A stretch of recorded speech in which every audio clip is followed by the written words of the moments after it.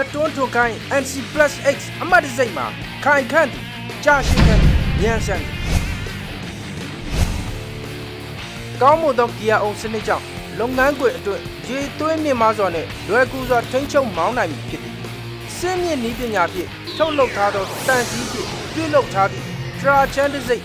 လက်တွန်းထွန်ခိုင်းဂီယာအုံအာကာကြောင့်ပုံမအကျန်းခံနိုင်ပြီဖြစ်ပြီးတတ်တာအာမခံပေးထားပါသည်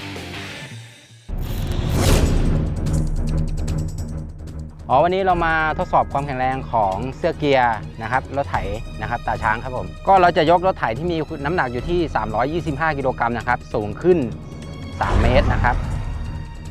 คำนวณแรงกระแทกปล่อยลงมานะครับเท่ากับ 2.5 ตันนะครับเปรียบเสมือนกับเราขับรถด้วยความเร็ว130กิโลเมตรต่อชั่วโมงชนกำแพงครับ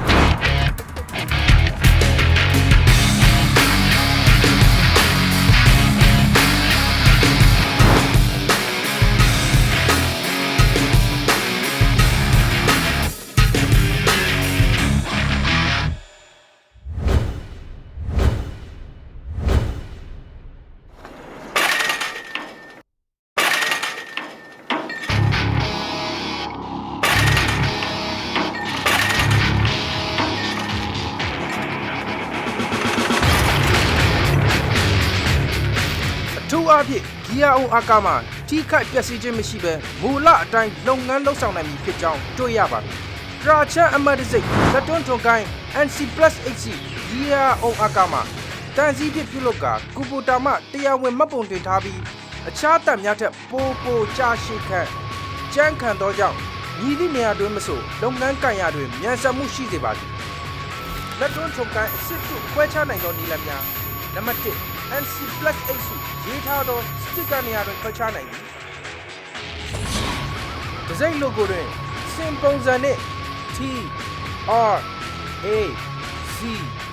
H A N G ဟုရေးထားသောစကားလုံးတို့ကိုကြည့်၍ခွဲခြားနိုင်သည်။လက်တွန်းထွန်ကိုင်းအတွက်3နှစ်အာမခံပေးထားပြီးဂီယာအုံအာကာအားတတ်တာအာမခံပေးထားပါသည်။လယ်သမားများအနေဖြင့်စီယန်ကွန်ပျူတာ၏ရေသွင်းမြင့်ပစ္စည်းများကိုရွေးချယ်ဝယ်ယူခြင်းဖြင့်ကောင်းမွန်ဆုံးရလဒ်များကိုပြန်လည်ရရှိစေပါသည်။ခုကစိုက်ပျိုးကဏ္ဍအတွက်တွန်းအားဖြစ်စေသည့်